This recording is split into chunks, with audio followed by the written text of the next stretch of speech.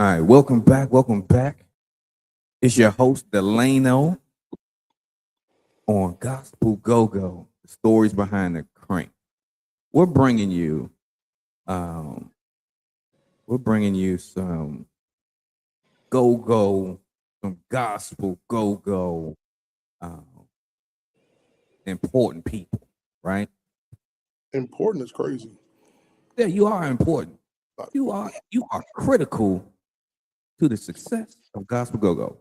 Farley from Praise 92.7 slash 95.9, the former manager of Mission Band. Dwayne fired me. Dwayne fired him. It is what it is, right? But yeah, we appreciate Farley tapping in with us. And we're gonna talk about the past, the current, the future, and let's go. So, Farley, we appreciate you, my guy. Anytime. What's up, brother? Welcome to the show. Welcome to Thank the you, show. sir. So, tell me a little bit about what's going on with Farley right now. Right now, Farley is sitting in the studio because it's snow outside. He's confined to the Silver Spring area because his job put him in a hotel so that he can work when they need him to. Working at Praise 92.7, 95.9, doing on-air, producing, promotions from time to time. That's about it at the moment. Not doing too much outside of radio and media or music right now. So, pretty much, you do any and everything at Praise. Literally, content creation, on air, production, promote. If they needed to get done, we can do it. True. So, let's jump back. How did you get involved with Gospel Go Go? Involved. Okay. I got involved. I went to high school with Jimmy Jenkins from CRB. Okay. That was back when Jimmy was CRB's lead mic back in the day before Brent took over. He was there. Brent was the drummer back in the day, and I was interested because a few years earlier I had acquired a CD case, and in that CD case was a Ten Commandments CD. So when I heard that Jimmy had a gospel go-go band, I was like, that's kind of lit. Can I come through and try out? He laughed, but he said, yeah, come on through. So Hold on. He laughed at you. yeah, because I wasn't. I was a football player. This wasn't something that, being on mic. I never thought that, music or being on mic or doing radio, any of this stuff that I'm doing now would be my life path. You know what I mean? So it was just different. You know what I mean? So, I went out to try out for CRB. Ended up joining the band, and that's how I got started off with 3G. Okay. So, what was your first experience when you first heard it? How did you feel about it? It was different to me. And it's not that the sound was so much different. It's just that I grew up, kind of in a more traditional sense where, like, Ten Commandments was known for taking, certain songs and flipping them. Right. That wasn't something that, growing up that I would have really approved of. But it was because it was go-go, it was like, that's cranky. We can do that. So yeah, that was my first, thought process on gospel go-go. True. So, after you were exposed to Gospel Go Go, you came into the fold of CRB. What happened next? When I got to CRB, I went to college. So Okay. I was gone literally as soon as I got there. I think I might have been with CRB for maybe a few months, and then I went to college. When I came back, I started working here at Praise, and that was in 2008. And that's not true. I went back to CRB when I came back from college, and I was there for maybe about another year or so, and then started chasing some money. So I went over to start doing promotions over at KYS. Was paying a little bit more and a little more often, and they kicked me out the band because I was worldly at the time, understandably so. They sat me down in the name of Jesus. So yeah. Been there, done that. I understand. Yeah. So okay, so you got sat down from the band, and you were pursuing your career in radio. How did you even get into radio? How did that happen? So yeah, in 2007, I was on my way to my youth ministry. I went to Liberty University to study youth ministry. I was on my way to my youth ministry class. I made a turn. The wrong turn was into the radio station, and there was a guy there by the name of P Dog, who his name's Perry. Perry was he was hosting a show called the Rhythmic Praise Party. And he asked me to come back. We had a long conversation about DC, go and stuff like that. But he told me to come back that weekend because the show was on Saturdays, so we could do an interview. I'm like, cool, I'll come back. And I never left. I even stopped going to classes my freshman year. Started working at the radio stations. I hope my mom don't see this, but yeah, I stopped going to classes and stuff like that. So yeah. So okay. So around what year was this? I graduated high school 2007, so 2007, 2008. 2007, 2008. Okay. All right. So you're figuring out your path. You stumble into a path, and you ain't left the path. Well. Yeah. Okay. There was a time period where I wasn't in radio. Okay. Trying to find my way. But we're back. We're back. Yeah. Okay. All right. So how did you get back into gospel go-go? How did that transition occur? So in 2010,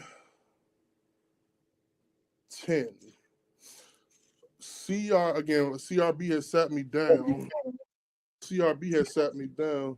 And I apologize. I am at work, so I got to answer my boss's text message here real quick. Do you think? Yeah, I don't want to get fired doing the interview. Right, that'd be crazy. So again, folks, we have Farley handling some work business, right? Okay. But we are ecstatic to have this guy speak with us today, talking about his past experience with Gospel Go-Go, his current experience with Praise 92.7, and how that all goes together. So, real quick, we want to say what's up to Go-Go Ventures. He says, good morning. Thank you for tuning in. We definitely watch what you got going on. Let's see what you can put together. You know what I mean? All right. So yeah, so back to Farley. I think we good.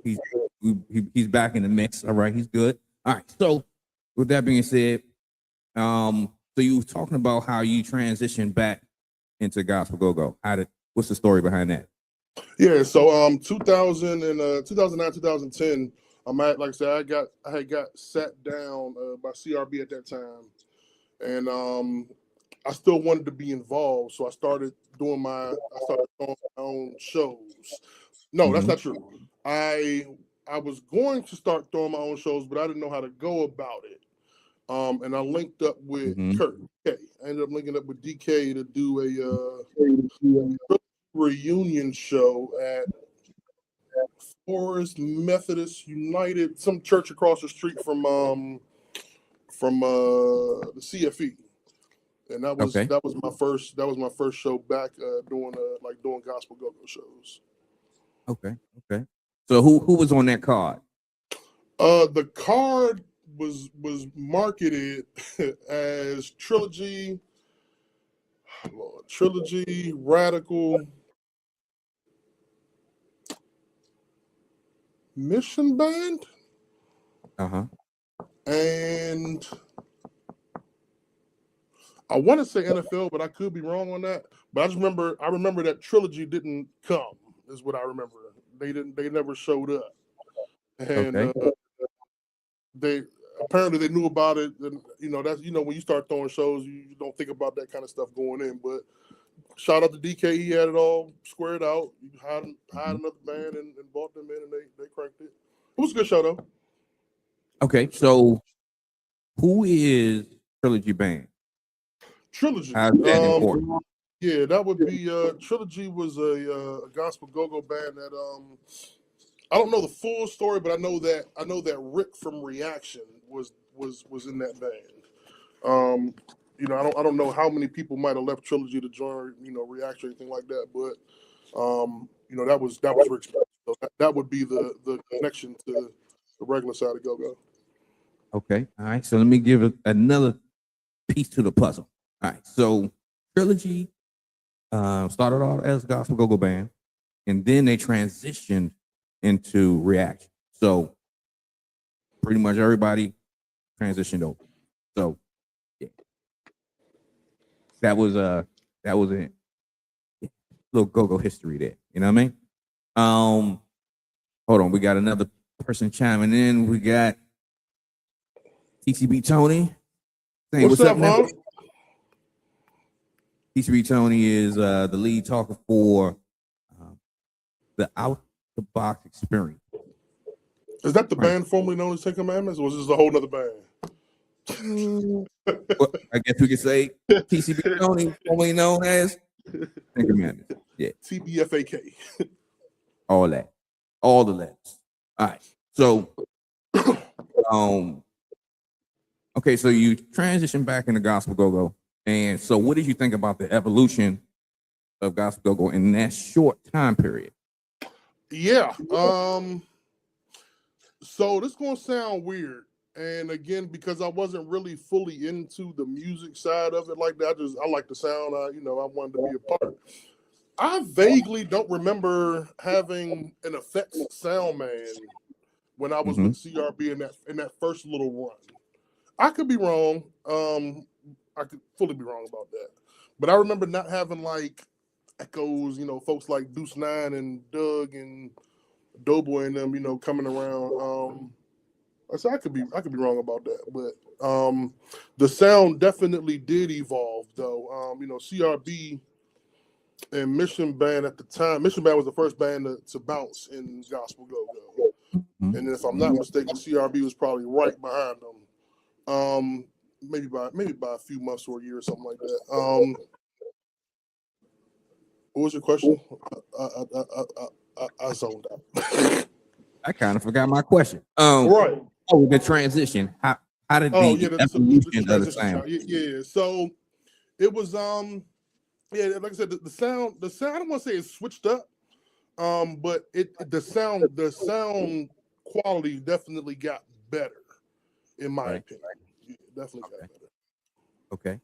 So at that point, how did you see the crowd taking of the new evolution of gospel go-go at that time? I don't know that at that point just yet that 3G had. I don't know that gospel go-go had repopped just yet at that point. Okay. I think that might have been the beginning point of it. Okay. Yeah, so I don't know that big pop that 3G had happened at that point just yet. Okay. And about what year was that? 2000 2010, maybe 2009, 2010, something like that. Okay. All right. So, were you still working at Praise at that time, or? Yeah. So Okay. there were two gaps that I wasn't here at Radio One, which was 2010, the end of 2010 until 2012. I had Okay. quit because I had quit, and I came back in 2012 until 2018, and then I was gone from 18 until 24, into 24. Okay. All right.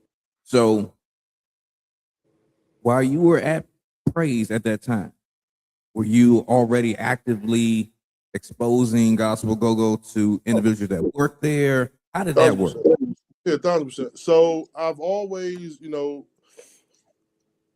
me not say always. I want to say, I don't know what that first studio album might have been. I'd always push the studio albums. I knew that even on regular radio, so like your hip hop stations, they would play good quality stuff, but we weren't having the quality at that point. But I always, anytime I got music, I used to always send it to Big John over at KYS. I always would send it to contacts in the gospel industry to see if they would play it. And of course, most people tended not to, but shout out to Big John, and the Crank Session was a major draw in the early 2010s for gospel go. I don't think there was any Crank Session that you could turn on and not hear at least one song. You know what I mean? So, shout out to Big John, Angie Ange, who else was there? DJ Joe. They definitely was able to, put us on the map. DJ Soul more recently, Praise 92.795, has been, playing with us. So yeah, I've always made sure that the music was in the right hands or exposed to the right people. You know what I mean? That's what's up. So, when you said that you attempted to expose it to the gospel industry, what do you exactly mean? Yeah. So, even, playing songs around folks, anytime somebody would come to the studio, for example, Ty Tribbett. I remember Ty came to the studio one day, and I had on my Save Gang hoodie. And he was like, "What is a Save Gang?" and that was enough, to open up a conversation like, "Hey, it's gospel go-go," and this was before that.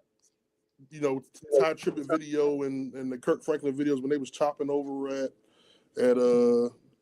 Glenarden and Mount Calvary.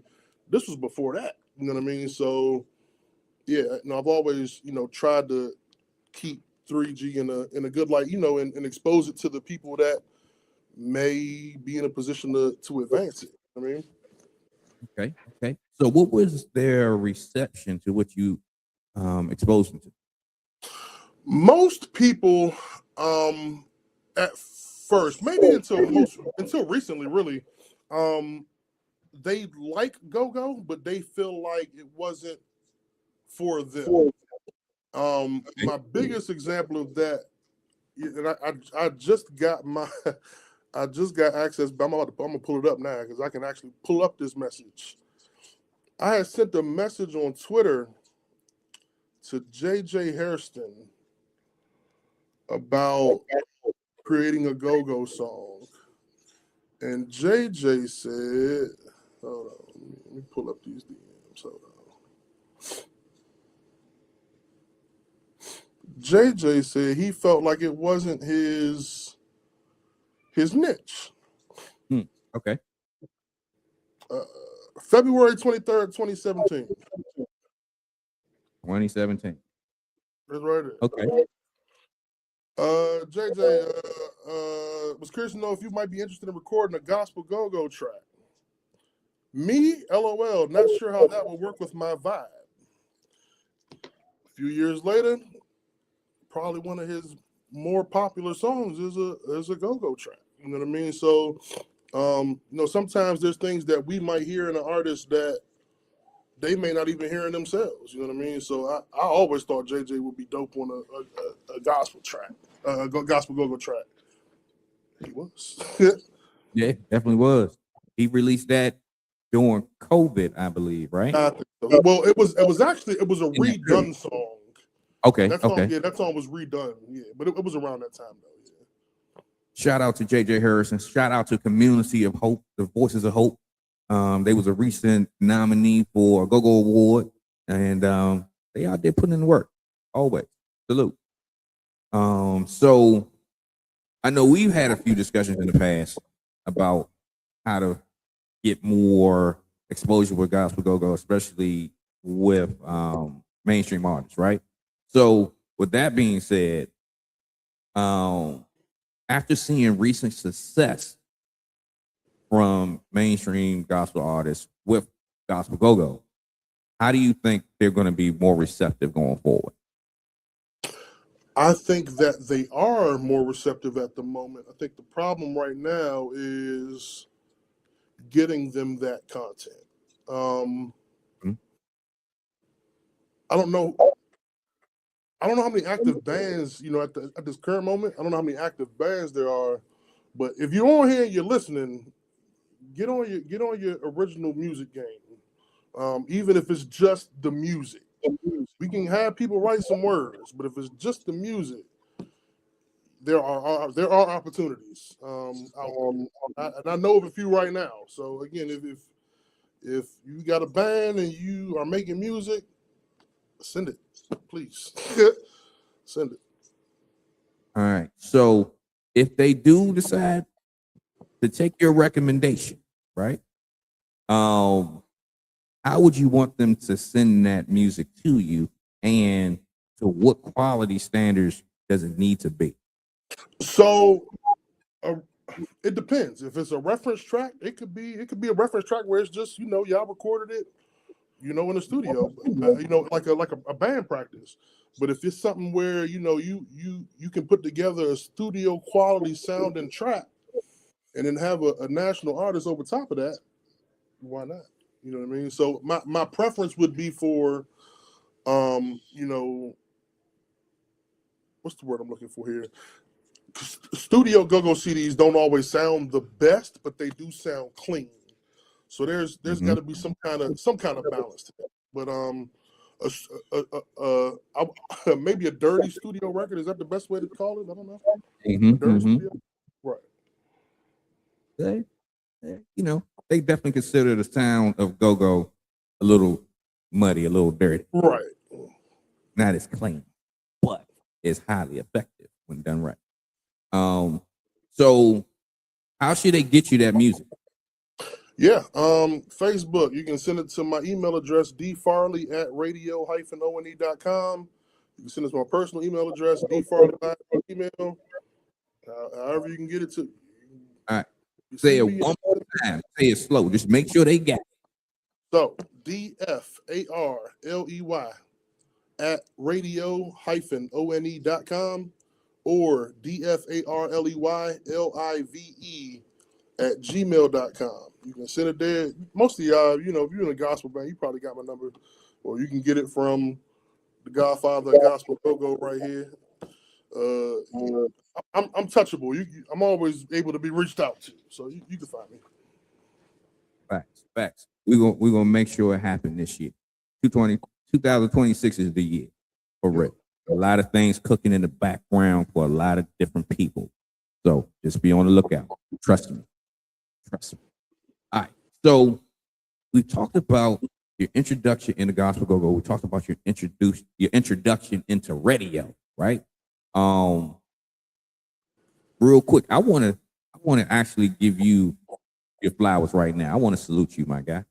If it wasn't for you, I wouldn't be doing this right now. There is business. We was at the studio one day, whatever, and you were like, "Hey, you ever think about doing radio?" In my head, I'm like, "Bruh, you're tripping. I don't even like my voice. What are you talking about?" But he got my brain started working, got my brain thinking, and that evolved into doing this. I thank you, sir. Appreciate you, man. Sometimes the seed is planted and you don't even know that you planted it. Facts. And it also goes back to what you said too. And it's talking to the gospel artists that are listening in and tuned in. This guy can hear things in you that you might not hear in yourself. So listen to him. But anyway, let's move forward. All right. So the bounce beat era of gospel go-go, what do you think actually propelled it into the popularity that it had during that time? Any band that existed before them is going to hate me for saying this. Wanted band. Okay. Yeah. When Showtime and them left, I started seeing people I ain't never seen before. People that, you know, you would have never thought you'd see in a gospel go-go was coming to shows. You know what I mean? You started hearing it more on terrestrial radio. Exclusive go-go started picking stuff up. I mean, literally, I would say that Wanted Band was the reason that gospel go-go kind of, maybe not the reason, but a major reason that it took off the way that it did. Okay. Okay. And just so people has a clear understanding, you said that Wanted, along with the introduction of Showtime into gospel go-go, what band did they come from? XIB. And that's significant because they were one of the top bounce beat bands during that era, right? So they came on the scene, they shook things up, they added some extra spice to what was already going on, and they gospel go-go they was packing out venues at that time before Warner came on, but Warner actually just put it over the top, like over the top. So with that being said, right? I know that, like you mentioned earlier, you said you put music strategically into DJ's hands, right? Did any DJs outside of the market actually say if fans did X, Y, and Z or anything like that, they will be more in tune to it? Did they give you any of that kind of feedback? No. I didn't.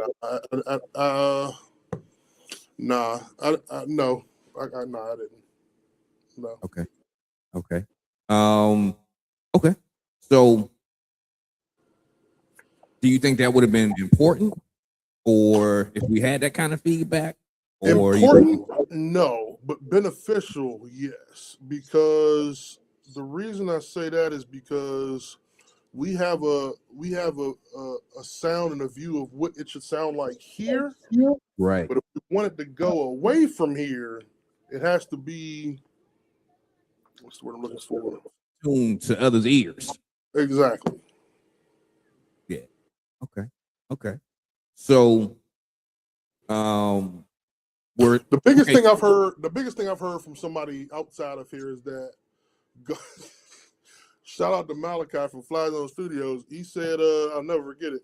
He said, go-go sounds like somebody dropped all their instruments down the steps rhythmically. And I was like, that was different, but I can hear why you would say that. Or the bounce beat being marching band music. You know what I mean? So it's, those are the kind of things that you're dealing with, you know, when it comes to folks outside. Okay. Okay. Everything isn't for everybody, right? But there's always good nuggets that we can use to propel forward, right? So when you introduced it to people at the radio station and we started hearing gospel go-go being played at Praise, how did that happen? Actually, you didn't start, and shout out to DJ Soul, you didn't start hearing gospel go-go at Praise until late in the game. Yeah, late in the game. 2016, 17, maybe 15. I don't know what year DJ Soul got here, but when DJ Soul got the praise with the Praise Power Mix, that was when we started playing Gospel Go-Go on the gospel station. And then even then, it's not, we ain't doing a whole crank session or nothing like that, but you could catch a song here and there. You know what I mean? True. So was it a fight to get to that point, or it was just like, hey, we were just gonna try it. We're gonna do it. My whole career has been a fight. Yeah, I've been fighting. Been fighting all my life. Yeah, I've been all my life. I had to fight. I've been fighting for more than gospel go-go. That's been fighting for younger music in general. Okay. So gospel, hip hop, rhythmic praise, stuff like that. But gospel go-go's on that list. But yes, if they're not playing gospel hip hop, they definitely ain't about to play no gospel go-go. So the first step was to get them in tune with, hey, this is the hip hop stuff that does exist. And for a decent while from 2012 up until about 2016, 17, we were really getting a little bit younger in musical selections, like as far as like playing Lecrae, Tripley's and stuff like that. We've gotten a little more away from it recently. I do think that's going to be making I think that'll change soon. We'll see. Yeah. Okay. So, don't do it. I'm not going to do it, man. So the point of this conversation, man. So look, all right. So I noticed that you got some awards in the background. What are those awards back there? We got St. Jude's Research Awards. The gold. This one. This is my baby right here. Stella Award. Radio Station of the Year. Radio Station of the Year. Actual Stella Award. Is that joint heavy? Yes. Yeah, that joint is heavy.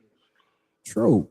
All right. So what year did y'all get that award? That was a great question. I remember that. 2016. Yeah, 16 to 7. That was 16. Either 16 or 17. I don't remember. But we won that same year. We won that. We also won the Marconi Award for top gospel station through the NAB, National Association of Broadcasters. So that was actually a really, really good year for us. The same year we was playing hip hop, gospel go-go, we got that.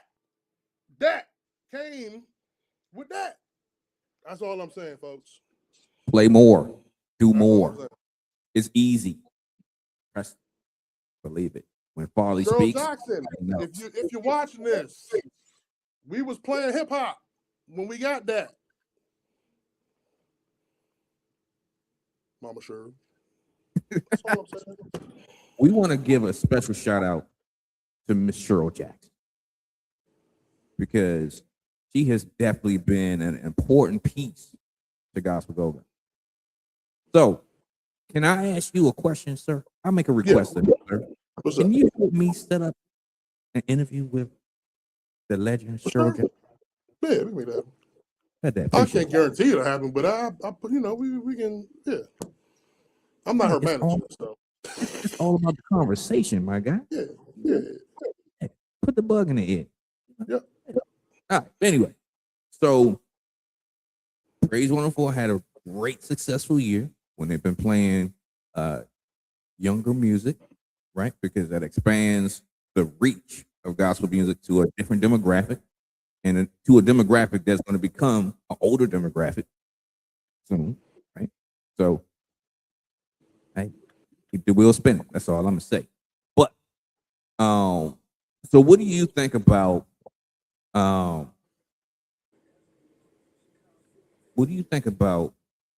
Gospel Go-Go? Actually, okay, let me jump back. Back in the day on the previous gospel station, We don't, You got to talk to Shirt. You got to talk to Shirt about that. Hold on. Listen. We put them out of business. That's all I'm saying. Y'all came on the map and shut down shop. Y'all was like 50 Cent out here. But when they had their radio show that was catered to the younger demographic, right? Do you think that would benefit going forward if Praise had something like that? I do, yes. True. I do. True. Hey, we can only pray to see what happens. One of these days, maybe, right? But let's do this. Let's talk about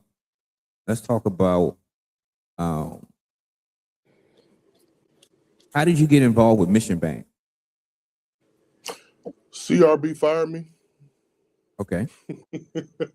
Nah, so I wanted to bridge the gap. When I was in college at Liberty, there was a ministry called Bridging the Gap Urban Ministries that I was really heavy like on their mission when I got back home of like, taking the gospel to places where it normally wouldn't go. Okay. And Mission Band kind of embodied that, you know what I'm saying? Like they had no problems playing at the club. They had no problems, you know what I'm saying? They was with whatever.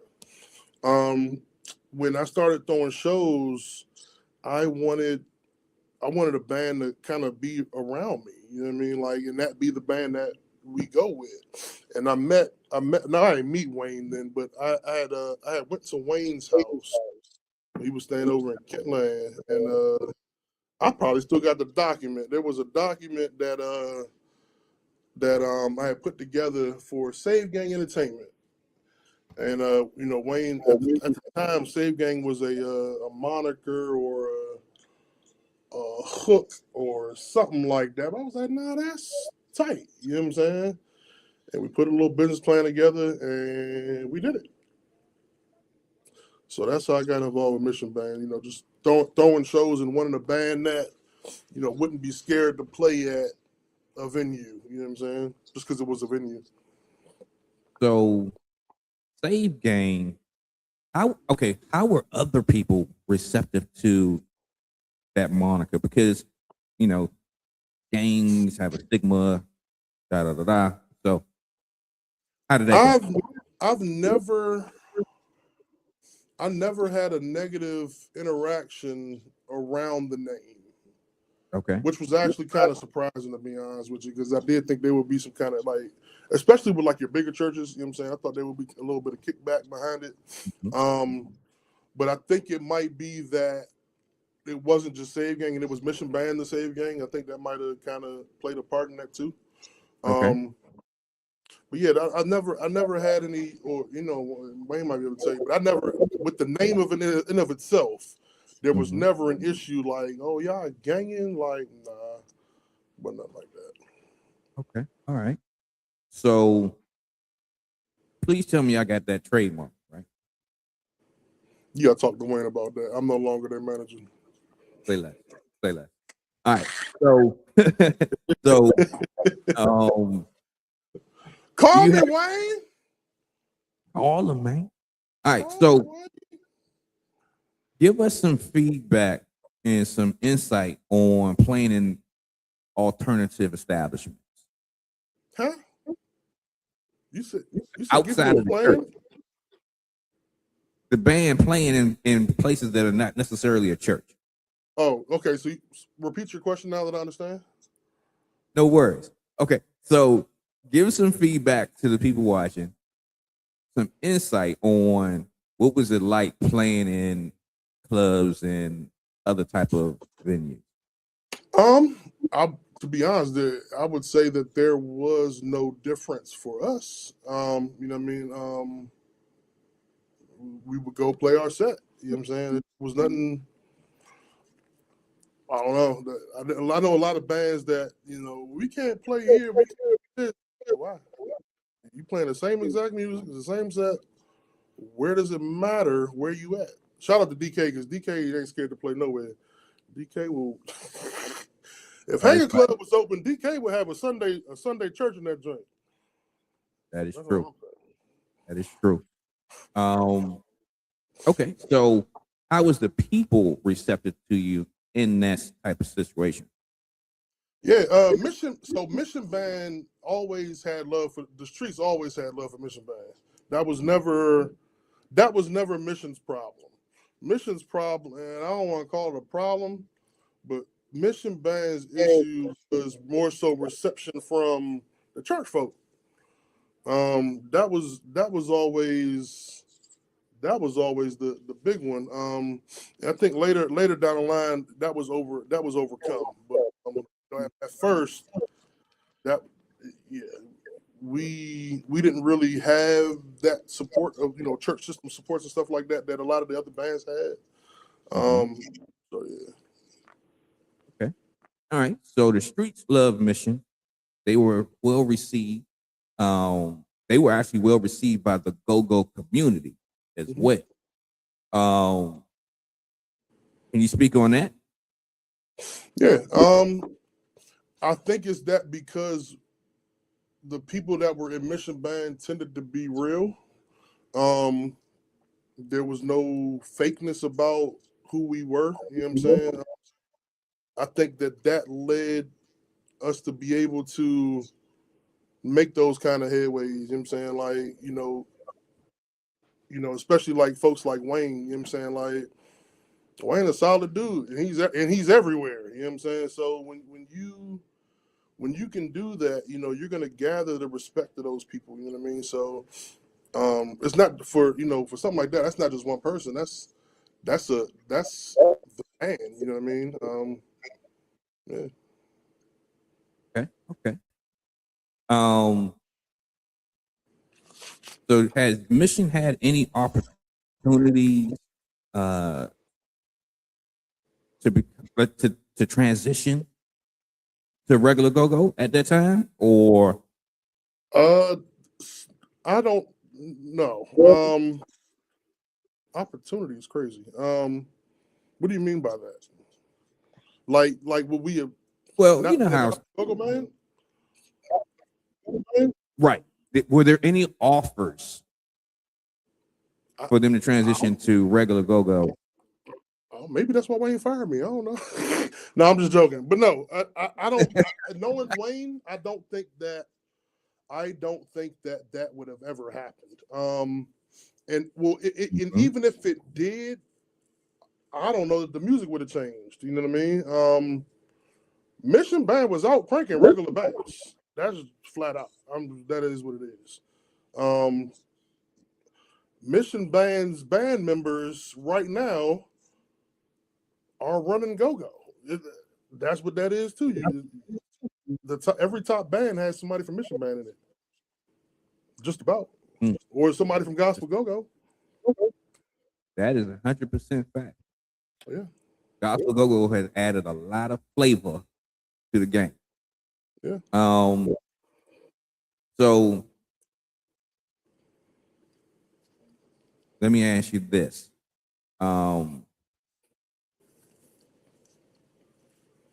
in 2026, what can gospel go-go bands do to get their music played on Praise 92.7?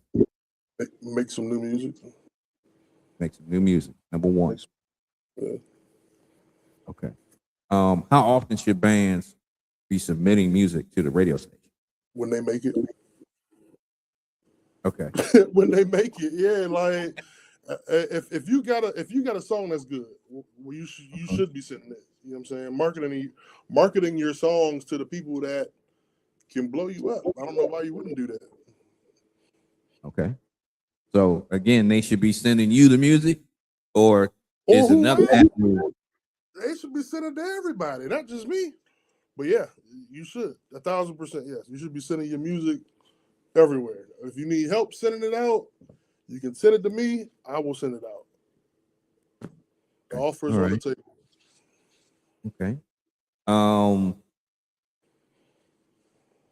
Let me ask you this. Uh, what, what was it like having your first opportunity to be on the air on Praise, and how did that come about? Show or just voice, period? Let's go with both. So my first commercial was a Black Planet commercial. That's a long time. That's a long time ago. A Black Planet Coke sponsored commercial. I remember when Luis Hernandez, he was the production director here at the time, the guy that does the commercials. He was like, "Hey, can you come voice this for me?" And at that point, that was my first time in DC having my voice on air in DC. So that was super cool. I shot it to my mom. Like, "Mom, listen, I'm on the radio. That's so cool." But I was in promotions at the time, and we didn't we weren't really doing like van hits just yet, because we were still a new station when I got here. I don't even know if the station had been open for a year yet. But my first callback, like going out into the community doing like a community hit or something like that, was when Chick-fil-A they had just opened either they had just opened or just released the they released the spicy chicken sandwich. Okay. Over so I had a little supply of spicy chicken sandwiches for a little while. Some little cards. But my first show though, shout out to Ron Thompson, 2014, I started filling in for Sunday Joy for Byron Cage when he either had a show or church or something like that. And then I took over for Byron doing Sunday Joy when he left the stage. So it was a cool experience. I do still like it. I still get nervous when I do it. Like you, I don't like my voice. I hate the way I sound. But when your job is your voice, if it ain't good, they're not gonna hire you. So or they ain't gonna let you be on. So doing something right. True. So, who gave you your first opportunity to get on the air? In college was DJ P Dog and Jay Beats in Virginia at 90.9 The Light at Liberty. And then here in DC, it was Luis Hernandez for commercials. Matt Anderson let me do my first callback. And Ron Thompson gave me my first show. Okay. Let me ask you this. How has being rooted in the DMV shaped your voice and your perspective on doing radio? Wow. That's a good question. That was actually a really good question. I would say that growing up, I guess it's a little bit different because these people are syndicated radio people. But growing up listening to the Donnie Simpson Morning Show or Rush Power in the Morning, they was on pretty much my whole growing up life. So being able to come here, and see these folks, when I started working here, there was a lot of knowledge and good tips and stuff given. Even meeting Tom Joyner later on after the fact. There's been a lot of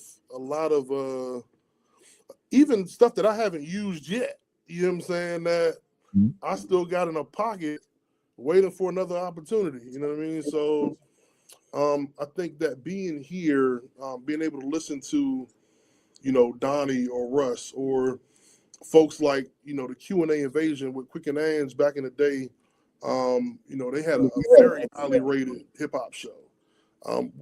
Being here, we actually had very good radio, especially having studied it kind of, as I started working in it. We had a lot of great radio personalities come out of the DC area. So being able to hear those folks growing up, and then trying to translate that to what I do, I would say that definitely helped for sure. Especially meeting these folks and being able to get those tips, after the fact. You know what I mean? Okay. So why is it important to have the local community involved with the mission of praise? Well, one, so I can keep my job. That's the most important part. You got to keep me employed. So yeah. Okay. But the community is not here for us. We're here for the community. That actually every radio station is for the community. That's why they play not just commercials, but they got public service announcements that they play.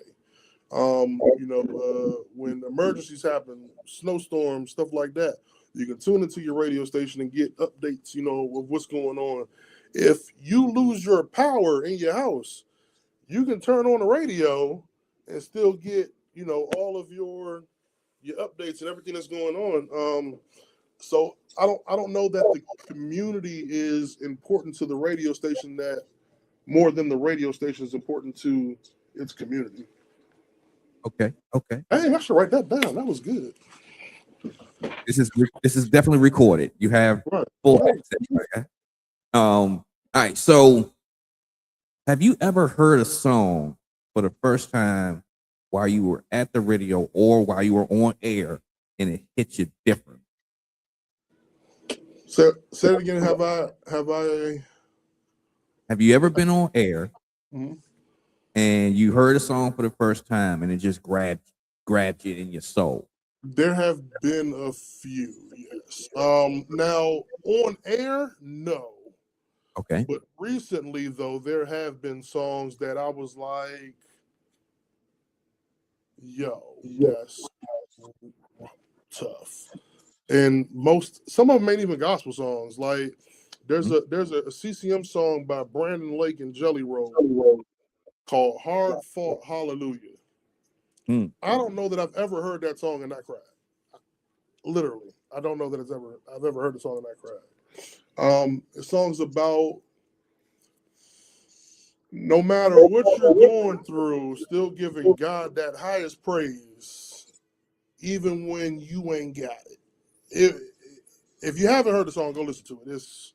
It's an amazing song. But yeah, it does happen a lot where I hear a song and it hits me. That's why I tend not to listen to a lot of or be fans of a lot of artists because sometimes I can feel the spirit behind these songs. Okay.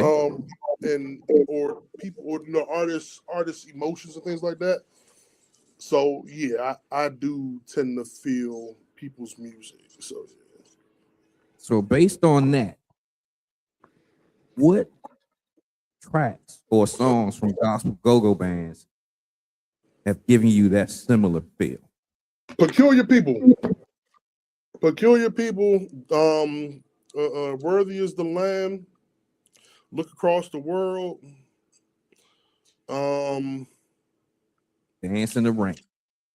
So Dance in the Rain was a great song, but it never was like one of them. That's not true. That's not true. Yeah, I have cried to Dance in the Rain. Yeah. Peculiar People has been. I think that's the only band that like their music fully moved my spirit.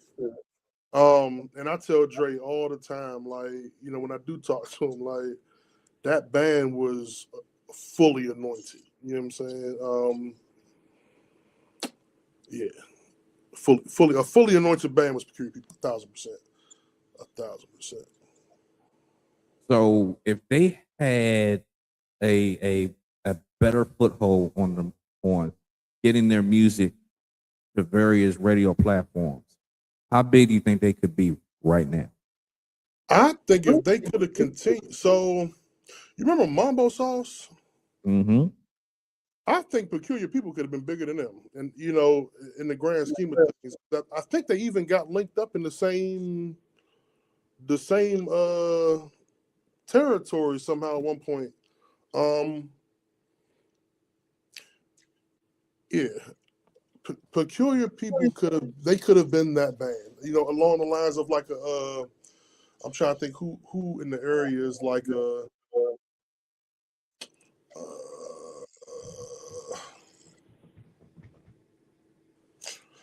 Gideon Band.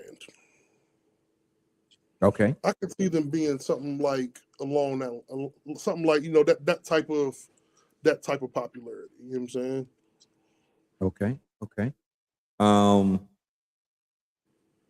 so let me ask you this: when it comes to award shows like the Stellars, um, do they have uh awards for different subgenres of gospel, like rap and anything else? Yes. Yes, they do. Okay. So how does someone, do you know how someone can actually submit their music to that, or you know anything about that process? Yes and no. Not enough to speak on right this second. Okay. Okay. Um, yeah, not enough to speak on it right this second, and not have some information be wrong. If that makes sense. Gotcha. Yeah. Gotcha. So is it, how important is it to have your music played on local radio to be considered for those type of awards?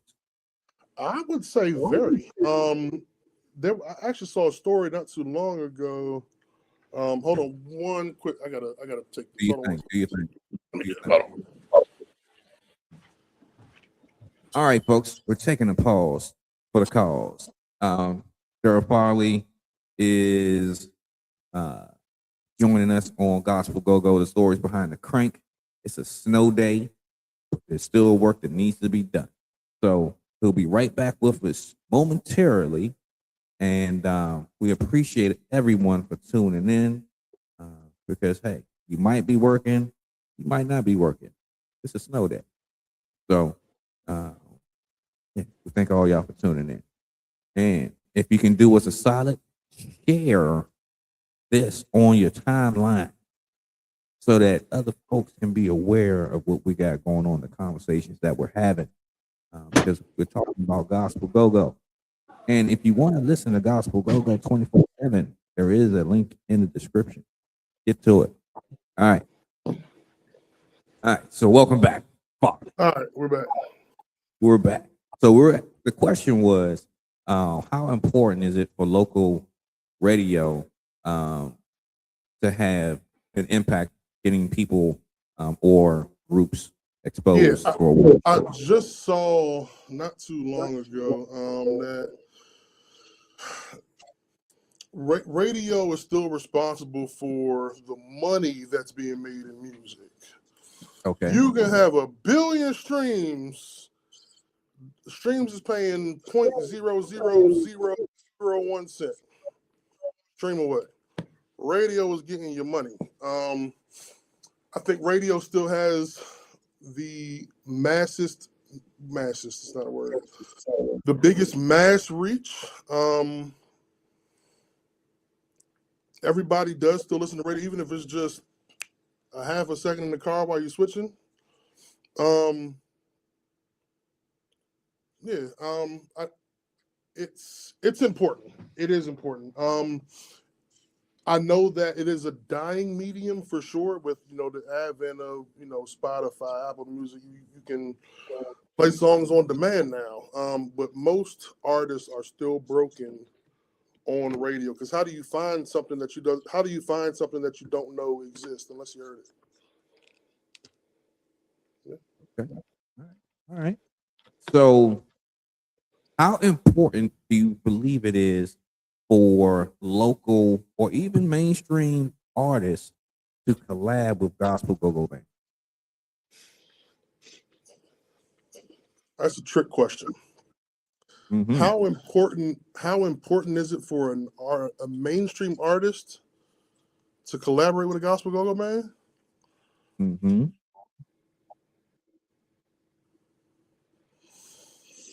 Be honest. It's not. Okay. I think that it's beneficial if you are trying to establish a base here. I think it would be beneficial, but no gospel go-go band is going to have the same reach as a national artist. It's just not going to happen. Not So yet. Yeah, so we don't. As much as I love us, a national artist don't necessarily need us, but we would be beneficial to what they got going on, though, for sure. Okay. So, let's say, for example, a Christian hip hop artist had the opportunity to collab with, I let's say, got three someone. right now. I got three right now in the cut, waiting. You got three right now. Wait. I got three right now, waiting. Two of them are fully national artists. That's all I'm saying. So if you got the music, I am waiting for it. If Kurt the Great, if you so happen to watch this, you ignored my DM. I DM'd you back in October, November about it. So if you're a producer, if you a band, and you got some original music, I have got national artists literally waiting for me to send them some stuff. So yeah. So it's pretty much a matter of us. It is. Yes. We need to do. It is. Right? Yep. All right. So again, if you are a producer, if you are a band, you are an artist, and you have songs that are original, there is an opportunity for possibly collaboration, or even, what's it called, ghostwriting, or how would we categorize that? No, that's ghostwriting. That's music. That's the composition of the track. You're a producer at that point. You have an opportunity to produce with national gospel artists and get some credits for you. Get some credits. Join the music academy. Yeah, it's all worth it. I think I saw. I could be wrong, but I think I saw Marty might have joined the academy recently as well. Okay, True Worshipers. I could be wrong about that, but I think I you did. Probably right. I think I did see that, but I could be wrong. Okay, so what are the top 5? Let me get my hand in the right place. What are the top 5 steps? What are the top 5 steps that these bands, artists, and producers should be doing right now to position themselves to be in the rooms or to get their music recognized by mainstream? Have your business right. So make sure that you're incorporated, trademarked, all that good stuff. That's important. If you are, you said, let me make sure I'm answering the question correctly. You said, what are the top 5? With 5 steps that bands, artists, etc., should be doing to position themselves for this moment. Yeah. So make sure your business is right. Make sure that your presence is right as well. So your online presence, make sure that that's right. Especially moving in a gospel arena, you want to make sure that you at least look like you're coming correct. You know what I'm saying? Everybody's sin, whatever case, but at least look the part. You know what I'm saying? Make sure you ain't got no wild stuff going on your pages and stuff like that. Let's see here. Definitely want to make sure that your music is polished, and it's not just thrown together or rushed. So you don't want to just release everything that you got out there, but I was a word I was looking for right there, but slipped my tongue. Not curtail. You want to bring it together. Cultivate, something like that. That works. Cultivate all your music. But and find the best ones, or if you got to re-record it. You know what I'm saying? So and then market. That's the other part. I feel like bands aren't marketing what they got going on. If there are more bands than 4, I only know about 4 that are current. You know what I mean? So if you're out there and you're not one of those 4, I'm not gonna name them because I ain't trying to hurt nobody's feelings. But if you're out there, I only know about 4 current active gospel go-go bands. So promote your product, promote your band. Because how can we see you if we don't see you? If that makes sense. Okay. So I would say those are probably the top 5 things. Okay. When it comes to the structure of the music itself, right?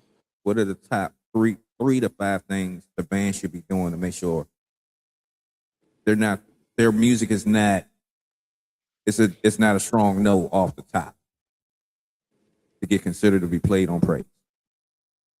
Okay. Don't bounce.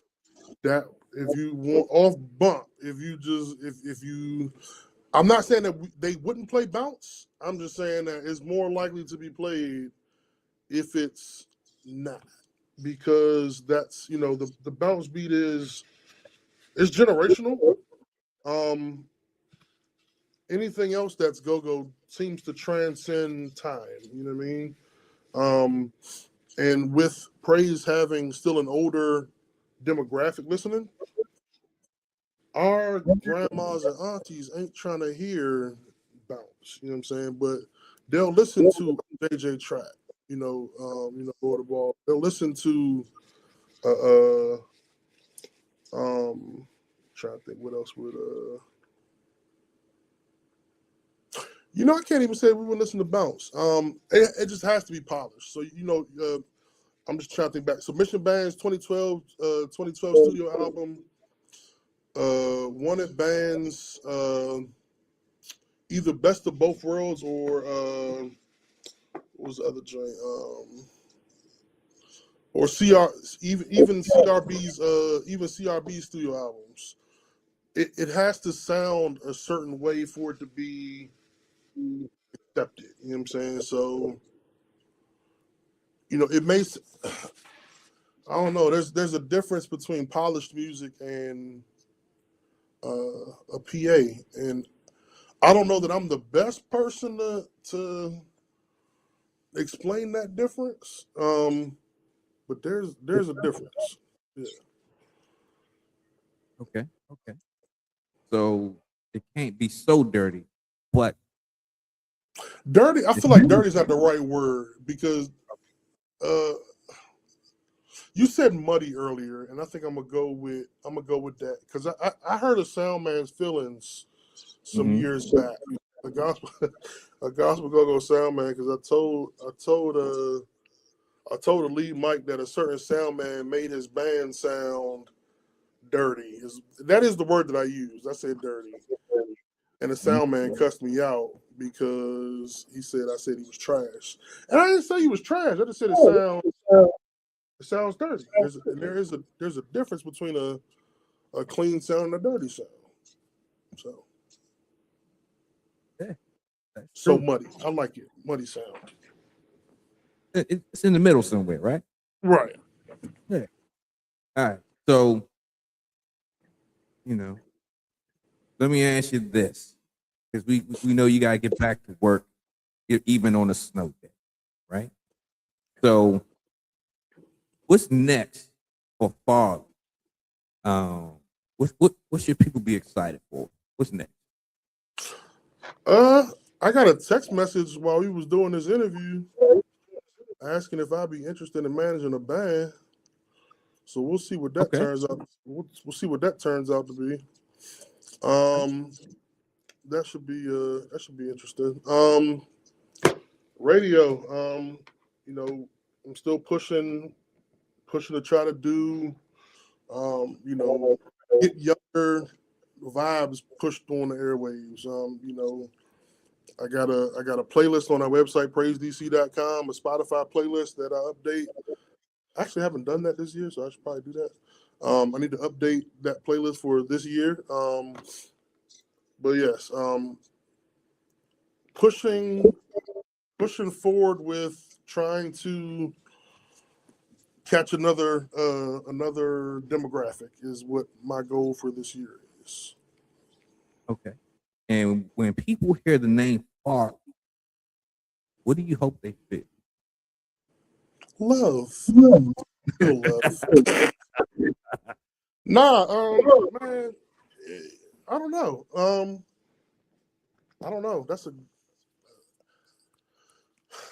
This is going to sound so messed up, but it's coming from a good place. I hope that you would feel comfortable hearing my name or something like that, but I tend to not care what people think. It wasn't like a big thing for me. I don't really care about what God thinks. So I know that ain't what you meant, but it's not something that I ever really thought about. You know what I mean? So, yeah, I don't know. That's a good question. Okay. One more good question, then we're gonna let you go. One more good question. All right. What gospel go-go song out of all of the gospel go-go songs you've ever heard, right, currently represents you in your life right now?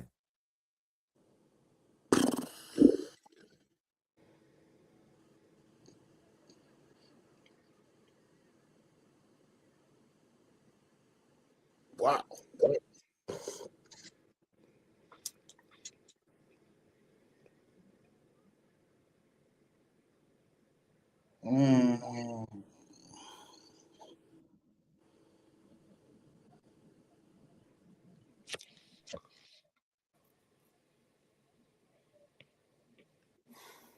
I don't know. Depending on what day it is, to be honest with you, because I got different days.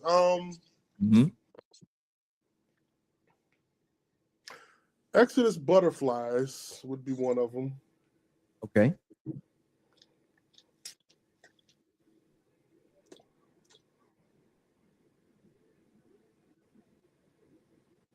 Peculiar People Look Across the World, but specifically, there's a part in there where Dre's like, we out here on the block, no fear. We never ever scared of the Glock. God's here. We gangster down.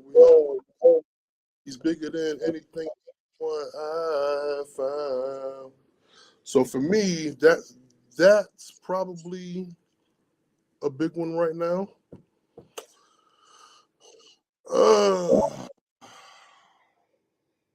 I don't know. What's a song about looking forward to the future? You got one of those?